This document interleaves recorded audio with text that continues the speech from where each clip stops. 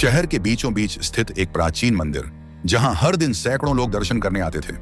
उसी मंदिर के बाहर एक 10 साल का बच्चा नील फटे पुराने कपड़ों में भीख मांगता था।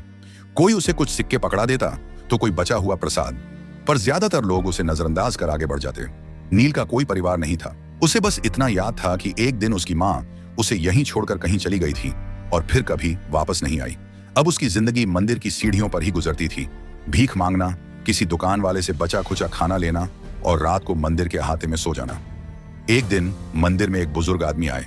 उन्होंने नील को देखा और उससे पूछा, बेटा भीख क्यों मांगते हो? नील ने कंधे उचका दिए। और क्या करूं, कोई काम नहीं देता, पेट भरने के लिए भीख मांगनी पड़ती है। बुजुर्ग ने मुस्कुराते हुए कहा, अगर मैं तुम्हें काम दूं तो करोगे? नील चौंक गया। किसी ने आज तक उससे ऐसा सवाल नहीं पूछा था। नील ने बुजुर्ग से पूछा, कैसा काम? बुजुर्ग ने जवाब दिया, पढ़ाई। अगर तुम मेहनत करो तो तुम्हें भीख मांगने की जरूरत नहीं पड़ेगी।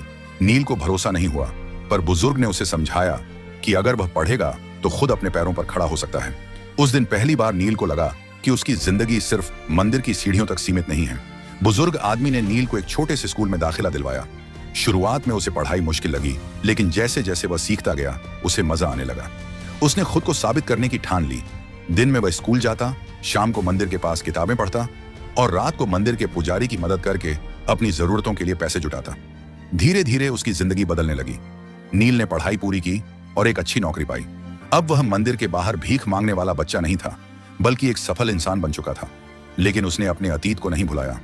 एक दिन वह उसी मंदिर के बाहर खड़ा था जहां उसने अपनी जिंदगी के सबसे मुश्किल दिन बिताए थे। उसने देखा एक छोटा सा बच्चा वैसे ही फटे कपड़ों में, वैसे ही हाथ फैलाए। नील ने उसकी तरफ देखा और मुस्कुराकर कहा, अगर मैं तुम्हें एक काम दूं तो करोगे? बच्चे ने चौंक कर पूछा, कैसा काम? नील ने प्यार से जवाब दिया, पढ़ाई। कहते हैं अगर एक इंसान बदल जाए तो वह कई जिंदगियां बदल सकता है। नील की कहानी सिर्फ उसकी नहीं थी, बल्कि उन अनगिनत बच्चों की थी जिनके सपने सड़कों पर दम तोड़ देते हैं अगर कोई उन्हें उठाए नहीं। ऐसी ही मोटिवेशनल कहानियां सुनने के लिए हमारे चैनल को सब्सक्राइब करें। धन्यवाद।